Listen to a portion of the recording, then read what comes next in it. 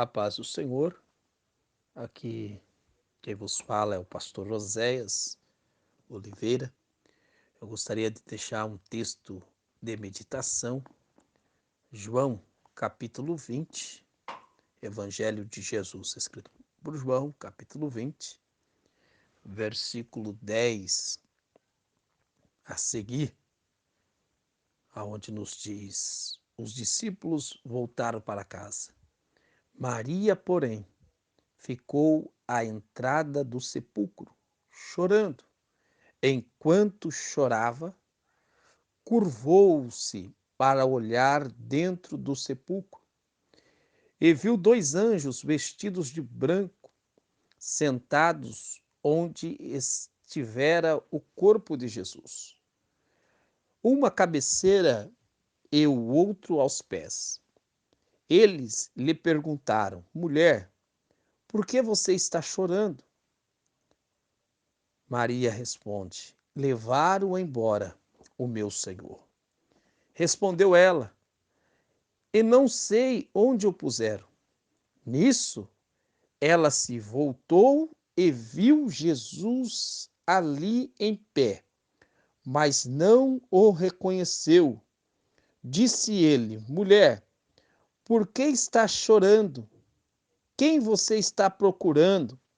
Pensando que fosse o jardineiro. Ela disse: se o Senhor o levou embora, diga-me onde o colocou e eu o levarei. Jesus lhe disse: Maria. Então, voltando-se para ele, Maria exclamou em aramaico: Rabone, que significa mestre. Jesus disse: não me segure, pois ainda não voltei para o Pai. Vá, porém, a meus irmãos e diga-lhe: estou voltando para meu Pai e Pai de vocês, para meu Deus e Deus de vocês. Maria Madalena foi e anunciou aos discípulos: eu vi o Senhor, e contou o que lhe dissera. Para a nossa meditação, verso 14, nisso ela se voltou e viu Jesus ali, em pé, mas não o reconheceu. Disse ele: mulher, por que está chorando? Quem você está procurando? Pensando que fosse o jardineiro.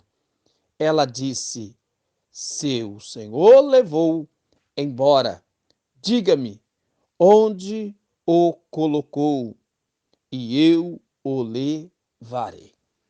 Pois bem, estamos diante de um texto propício para o dia de hoje, um domingo da ressurreição. Não tem como falar da ressurreição de Cristo sem antes falarmos da paixão de Cristo. Naquela quinta para sexta-feira, em Jerusalém, às vésperas da Páscoa, aproximadamente 2000 anos atrás, ele sentiu tristeza, como Mateus capítulo 26, verso 38. Ele sentiu agonia, como está registrado em Lucas 22, 44. Ele suou sangue, Lucas 22, 44. Ele foi traído, Mateus 26, 50. Ele foi preso, Marcos 14, 46. Ele foi abandonado, Marcos 14, 50. Ele foi julgado pelos religiosos, Mateus capítulo 26, verso 57. Pedro o negou, Mateus 26, 69. Ele apanhou, Marcos 14, 65. Ele foi julgado por Pilatos, Marcos capítulo 15, verso 1. Ele foi zombado por Herodes, Lucas capítulo 23, verso 8. Ele foi escarnecido pelos soldados romanos. Mateus capítulo 27, verso 27. Ele foi trocado por Barrabás. Lucas 23, 18. Ele carregou a própria cruz até o Calvário. João capítulo 19, verso 17. Ele foi crucificado entre dois ladrões. Lucas 23, 33. Ele disse: está consumado. João capítulo 19, verso 30. Ele foi transpassado por uma lança. João capítulo 19, verso 34. O sol escureceu. Ele não ousou a brilhar aquela tarde. A terra tremeu. O seu Criador estava morrendo. Os túmulos se abriram. Era um ensaio para a grande ressurreição. Mas o que chama mais atenção foi o que aconteceu com o véu que separava o povo da presença de Deus no templo. Ele restringia as pessoas de chegar até a Deus. Mateus capítulo 27, verso 51 vai dizer: observe que o véu foi rasgado. O véu foi rasgado de cima para baixo. Quem rasgou o véu foi Deus. Porque de cima para baixo? Porque a solução veio de cima, Jesus Cristo. O que ele queria dizer com isso de rasgar o véu? Porque Deus rasgou o véu? Ele queria dizer: chega, a partir de agora, o acesso a mim está livre. Ele foi sepultado. João capítulo 19, verso 38. Tudo isso por nos amar. João capítulo 3, verso 16. Deus amou o mundo de tal maneira que deu teu Filho unigênito, para que todo aquele que nele crê não pereça, mas tenha a vida eterna. Mas a melhor notícia é que domingo pela manhã ele ressuscitou. Maria vai ao túmulo para limpar o corpo de Jesus. Esse seria o seu último serviço prestado para o Salvador morto anteontem. O primeiro tópico é: o Salvador não está morto. A partir do que aconteceu na sexta, Maria Madalena, a qual foi libertada de 7 demônios.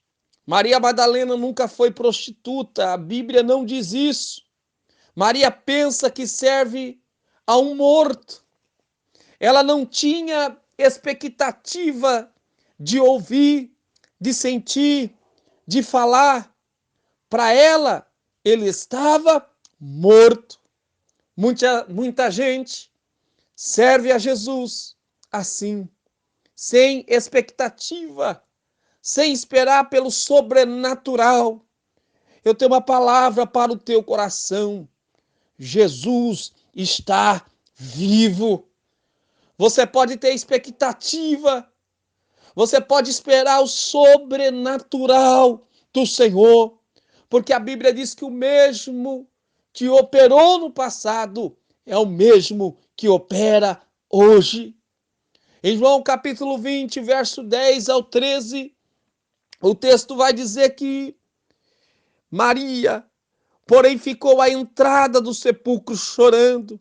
Enquanto chorava, curvou-se para olhar dentro do sepulcro e viu ali 2 anjos vestidos de branco, sentados, onde estava o corpo de Jesus, outrora, uma à cabeceira e o outro aos pés. E eles lhe perguntaram: mulher, por que você está chorando? E ela dizia: levaram embora o meu Senhor. Respondeu ela: eu não sei onde o puseram.